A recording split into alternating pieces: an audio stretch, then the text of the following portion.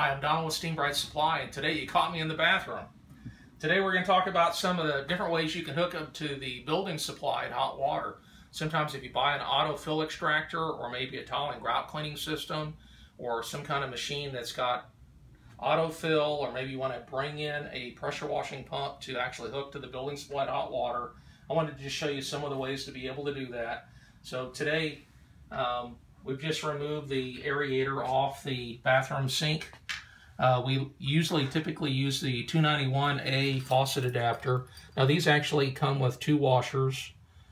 This comes with a fat washer that fits on top, as well as a skinny washer on the inside. Now if I'm doing this on a type of sink where I'm using these outside threads, I'm actually going to leave this double stacked. But if I'm going to use these inside threads, then I just want to go ahead and just leave the skinny washer in there. So I'm going to go ahead and put that on there.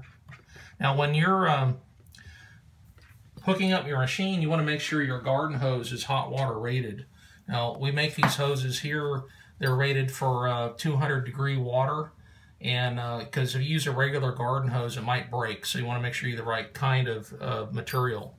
We also build it with a built-in 90-degree turn, so you're not kinking the hose as the hose is trying to get out of the sink.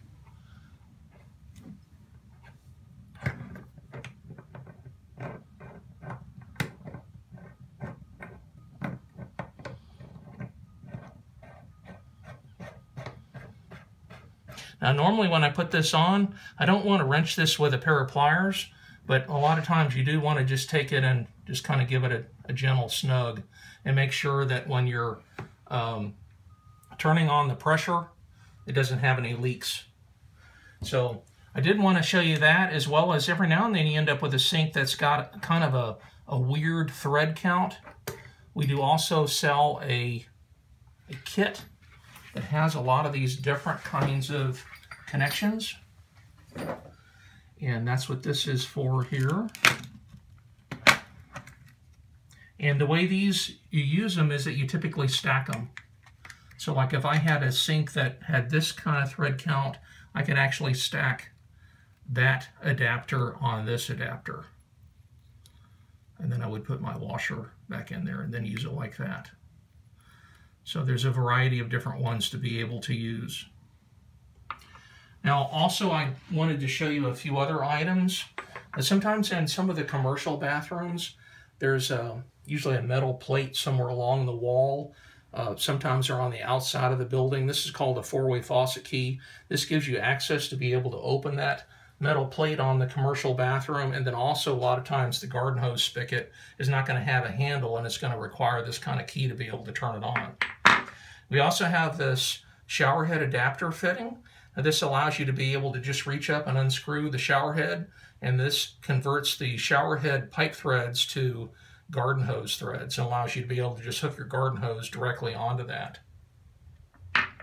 Another device that we have for skinnier sinks, this item here, this piece of plastic is actually fatter on one side than the other, so what you can do is actually adjust the height of this rubber fitting, and then once it's fit over the aerator, you actually just reach down and clamp it down, and that allows you to be able to hook into different kinds of narrow sinks. We also have, when you don't have any other resource available, this is a hot water heater hose. Now at the very bottom of the hot water heater is a drain hose to drain your minerals out of the tank. And this has a built-in Y filter. So if you're going to use this, you actually have to bring a 5-gallon bucket with you. And when you turn on the hose and you've got your pressure washer hooked up, your tile and grout cleaning pump or whatever here, you want to make sure you open this up. And the way this works is there's a barrel filter in here, and it diverts all the crumbs and crud that's in the tank to go in your 5-gallon bucket. And once you feel like you've got all the minerals out, then you can go ahead and close it off, put the cap back on, and then go ahead and use this as a resource to be able to access hot water. When that doesn't work, we have a toilet pump.